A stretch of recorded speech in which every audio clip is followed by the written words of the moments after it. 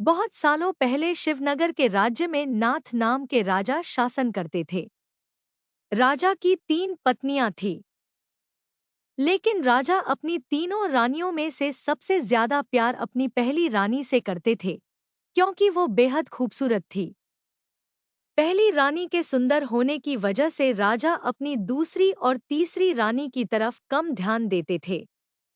वहीं दूसरी रानी को राजा अपना अच्छा मित्र मानते थे, तो थोड़ी बहुत उस पर ध्यान देते थे, और बच गई तीसरी रानी जिसमें उन्हें कोई खास बात लगती नहीं थी, तो उस पर वह सबसे कम ध्यान दे पाते थे। राजा की तीसरी पत्नी उनसे बहुत प्यार करती थी, लेकिन राजा को उनका प्यार नहीं दिखाई देता था। राजा हमेशा अपनी पहली पत्नी के साथ ही रहते थे। ऐसे में कई साल बीत चुके थे। राजा की तीसरी पत्नी हमेशा यही उम्मीद में रहती थी कि किसी दिन राजा उनके पास आए और प्यार भरी बातें करें, लेकिन ऐसा कभी होता नहीं था। इसी तरह साल बीतता गया, लेकिन एक दिन राजा नाथ अचानक बहुत बीमार पड़ गए। उनकी तबीयत दिन पर दिन खराब होने लगी और उनके जिंदा रहने की उम्मीद भी कम होती जा रही थी। ऐसी हालत में राजा ने अपनी पहली पत्नी को बुलाया। जब पहली रानी उनके पास आई, तो राजा ने उनसे कहा, मेरे जिंदा रहने के दिन अब बहुत कम है और मैं अकेले नहीं मरना चाहता हूँ। क्या तुम मेरे साथ चलोगी?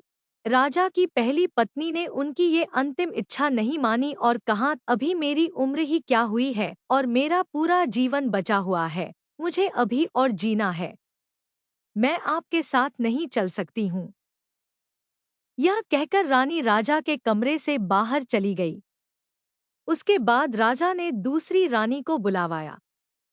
राजा की अंतिम इच्छा के बारे में जब दूसरी रानी को मालूम पड़ा कि वह मरने वाले हैं और अपने साथ अपनी बीवी को ले जाना चाहते हैं, तो इस वजह से वह राजा के पास ही नहीं गई।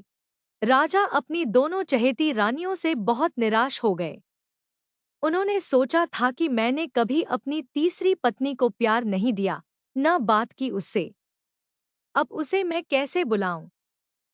राजा ऐसा सोच ही रहे थे कि तभी तीसरी रानी बिना बुलाए वहां पहुंच गई।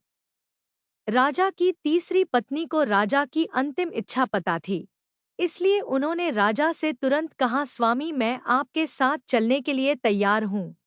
रानी की बातों को सुनकर राजा बहुत खुश हुए, लेकिन खुशी के साथ उन्हें बहुत बुरा भी लगा कि उन्होंने कभी अपनी तीसरी रानी को समय नहीं दिया, प्यार नहीं दिखाया, लेकिन वही मुझसे बहुत प्रेम करती है।